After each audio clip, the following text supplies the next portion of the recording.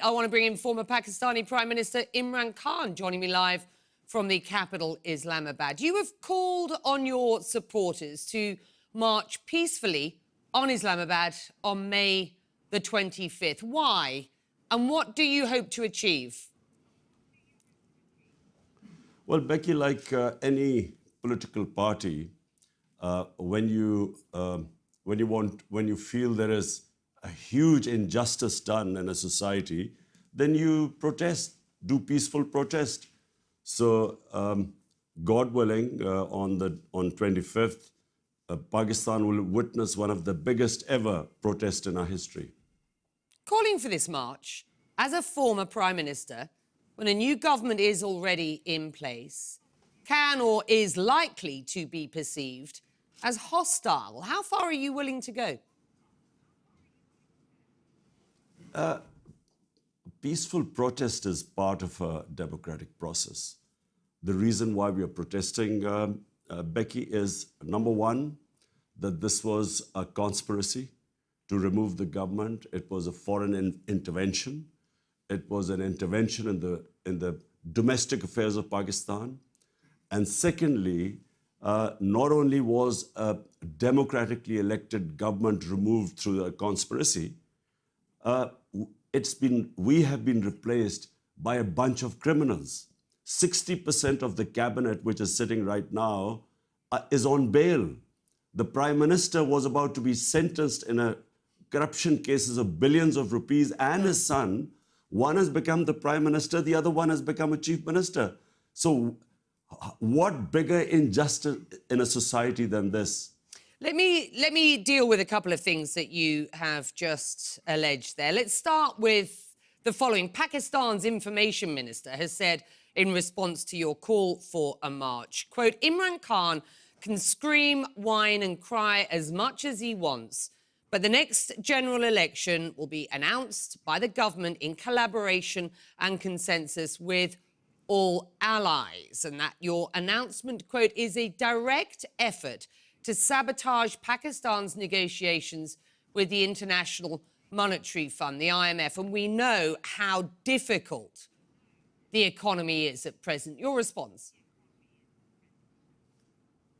Well, Becky, let me just put certain facts on the table. Number one, in the last 2 years, in our last 2 years, we lasted 3.5 years.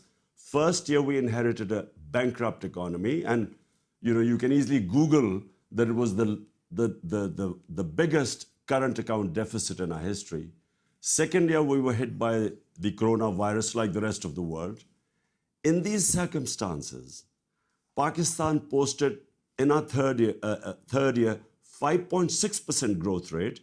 In this fourth year, it's 6% growth rate, which is one of the highest in our history. So to say that the economy had anything, which is what they're blaming us, we left one of the fastest growing economy in Pakistan's history. All sectors were growing, the industry, the agriculture, IT.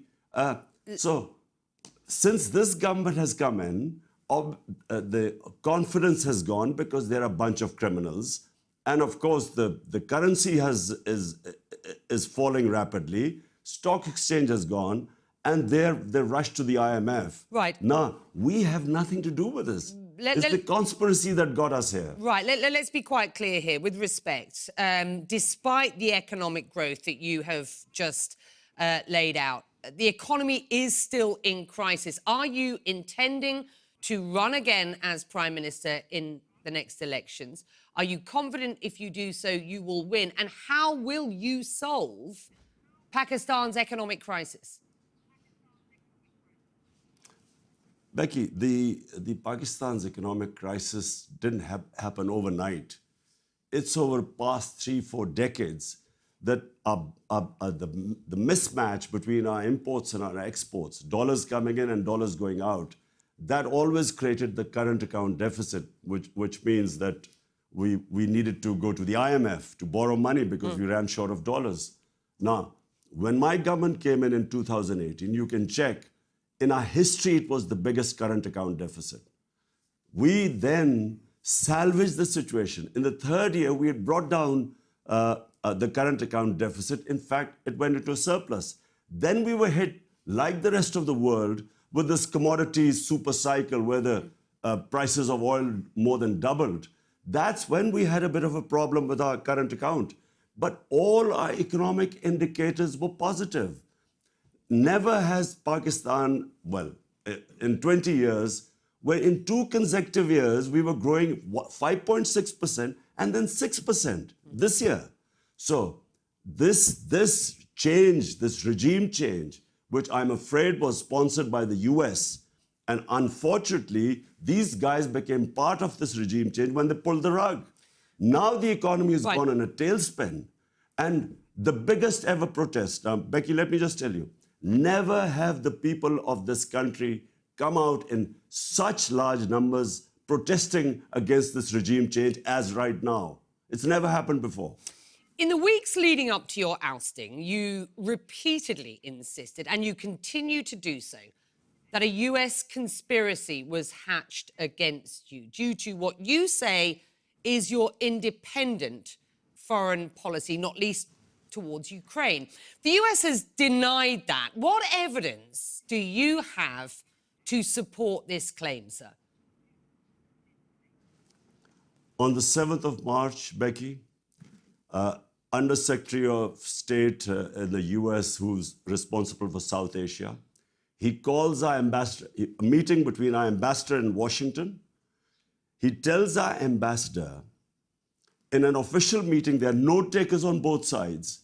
He tells the ambassador that unless you get rid of your Prime Minister Imran Khan in a vote of no confidence, which, by the way, hadn't been tabled as yet, but he seemed to know about it, he said, unless you get rid of him, Pakistan will suffer consequences. And then goes on to say, of course, if you get rid of him through the vote of no confidence, all will be forgiven. Such arrogance, apart from anything else. By the way, Becky, this guy should be sacked for bad manners and sheer arrogance. Imagine telling a country, an ambassador of a country of 220 million people that you get rid of your prime minister. So this is where it started. The next day, this vote of no confidence is tabled in our parliament.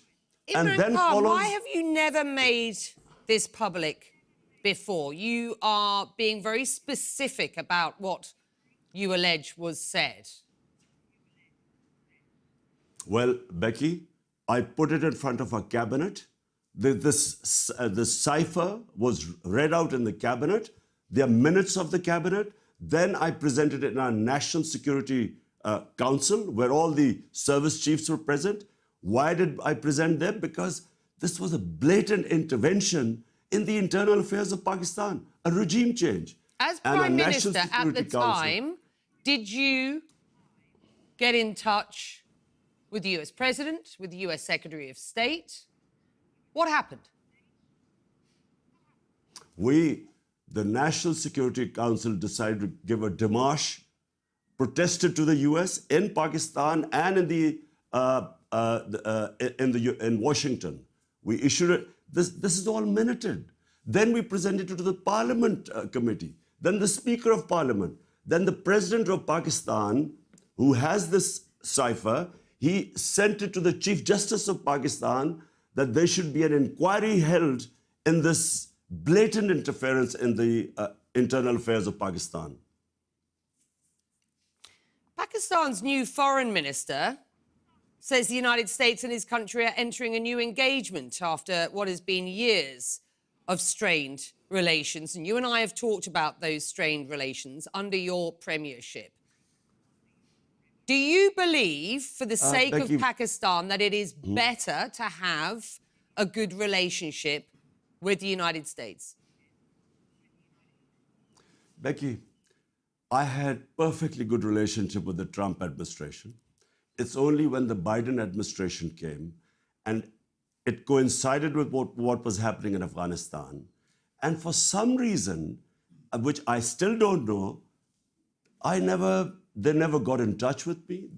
There was no US ambassador to Pakistan. I have no idea. But look, my point is very simple. 220 million people of Pakistan elected me. my first responsibility is to the people of Pakistan. My responsibility is for the well-being. We have 50 million people living below the poverty line. So when Russia offers us 30% discount on oil and 30% discount on wheat imports, India does the same. India is part of the Quad, part of the strategic alliance with the US. India imports oil from the US, but for some reason, this was taken against me as if I was being anti-US or anti-American. I'm not. I have never been anti-American. I have never been anti any country. I have always believed that if I was elected by my people, their interests are paramount. I mean, if we have 50 million people below the poverty line, should I not be worrying in times of international inflation? Should I not be worrying about them? That doesn't make me anti-US. On Ukraine and on Russia, you were in Russia meeting President Putin the day he announced the war in Ukraine. The optics didn't and don't look good, do they? They didn't, Becky, but let me explain to you, this visit was planned a long time back, and all the stakeholders in Pakistan were on board. The military wanted hardware from the Russians. We wanted oil. There was a gas pipeline which was being negotiated for the past 6 years before my government came in. So this trip was planned a long time before. How would I know that the day I land in Moscow, President Putin decides to go into Ukraine? I wasn't supposed to know that. Do you regret that trip now? I would regret if we had known about the invasion and then I had gone in, I guess I would have regretted it, because I do not believe in military solutions. I have opposed all military ways of achieving political ends. So, but I wasn't supposed to know. And as I repeat, the entire, our foreign office, our military, we were all on board that this was the trip we needed for the benefit of people of Pakistan. By that stage, sir, and with respect, it was, it was clear that there was an enormous military build-up and that there was the potential for President Putin to invade. Did you talk about Ukraine? What did you discuss with President Putin? Becky, I discussed of Pakistan and Russian ties issues like the gas pipeline, which we are running out of gas, and that was being a project decided 6 years earlier, and of course oil, getting cheap oil and wheat from Russia. But look, point is, look, Becky, look, countries always think about their own interests first because the people elect us.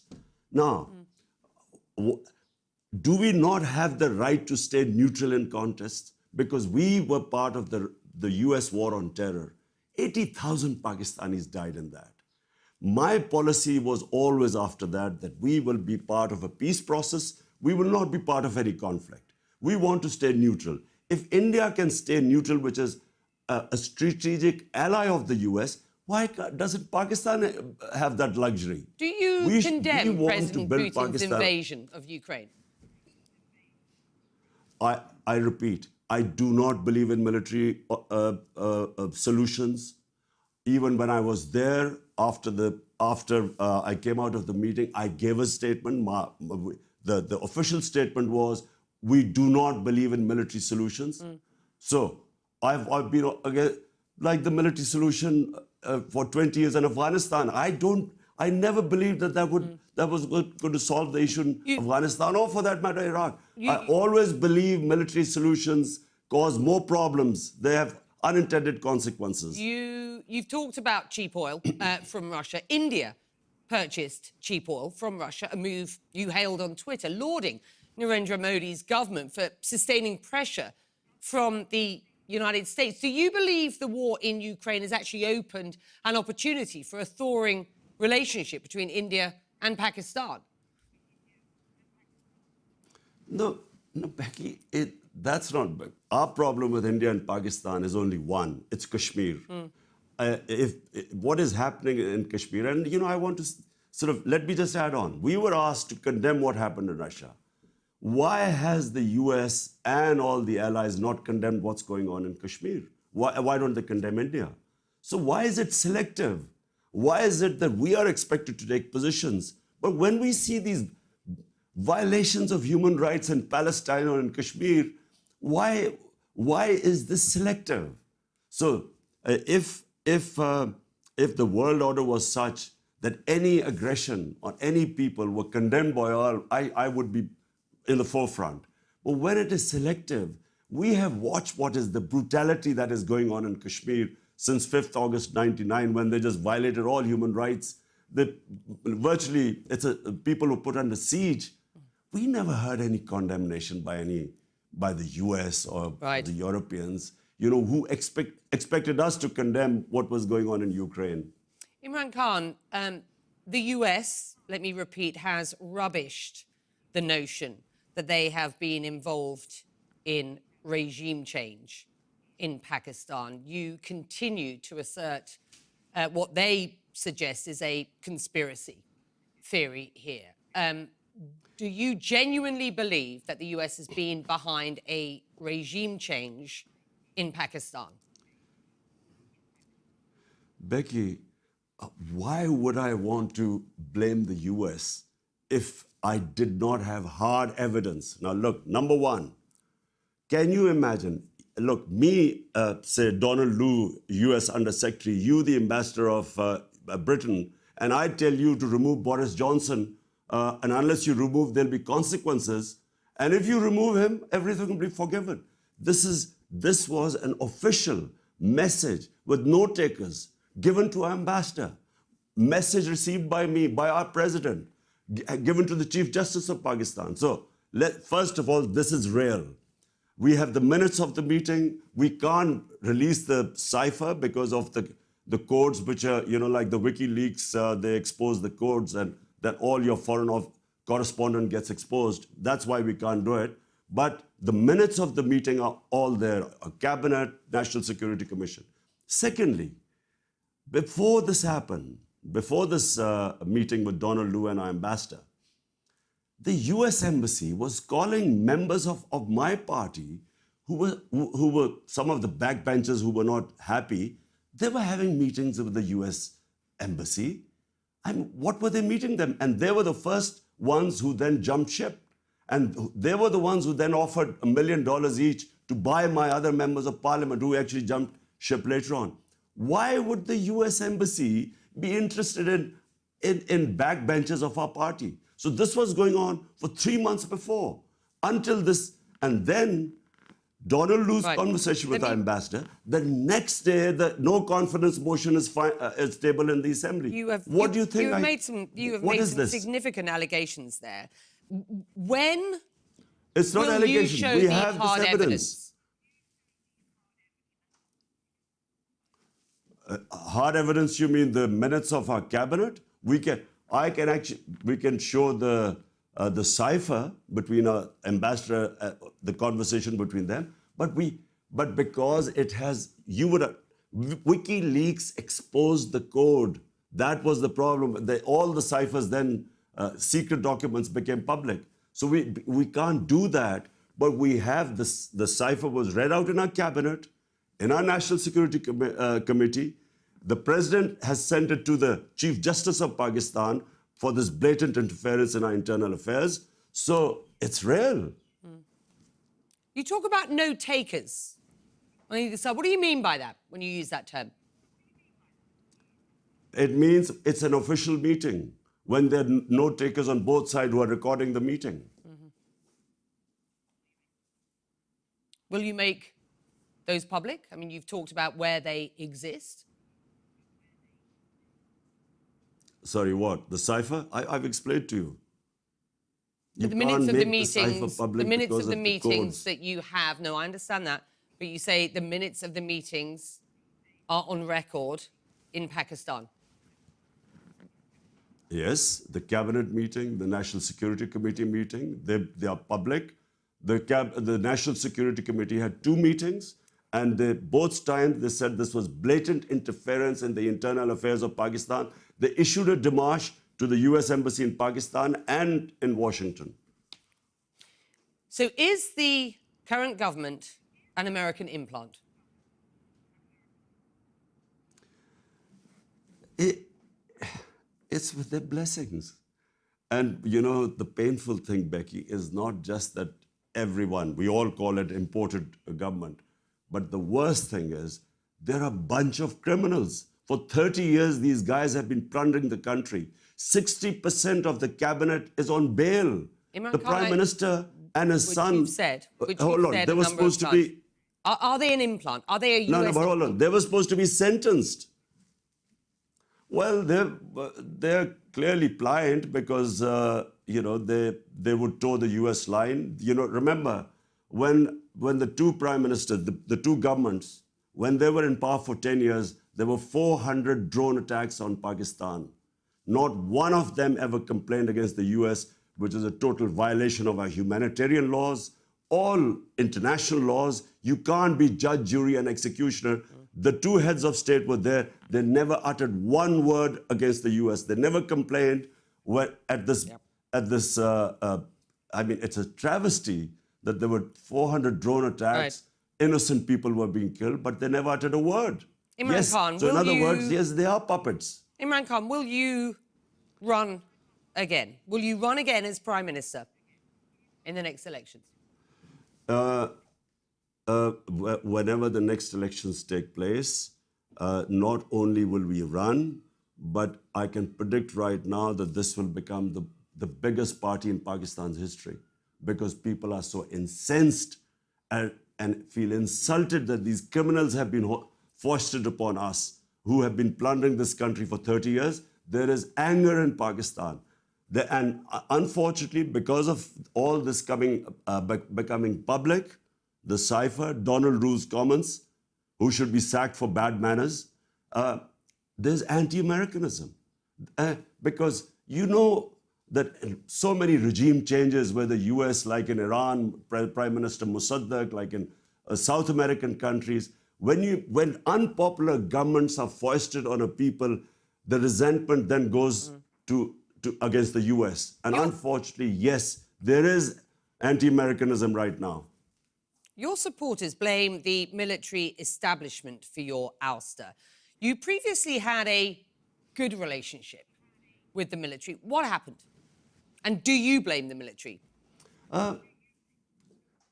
Look, what we want is, rather than me blaming people right now, I know all the characters involved, but what we want is that the Supreme Court of Pakistan, already the President of Pakistan has written him sent him a letter citing this cipher, and all we want is that there should be a proper inquiry into it so that this never happens again.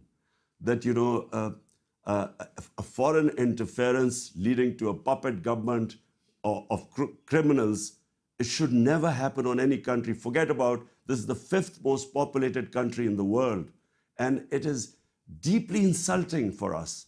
So that's why I feel there should be an inquiry and all the players involved should be exposed. Imran Khan, thank you for your time. It's been a pleasure catching up with you again. Thank you. I don't think this will be the last time. Thank you. So please stay in touch.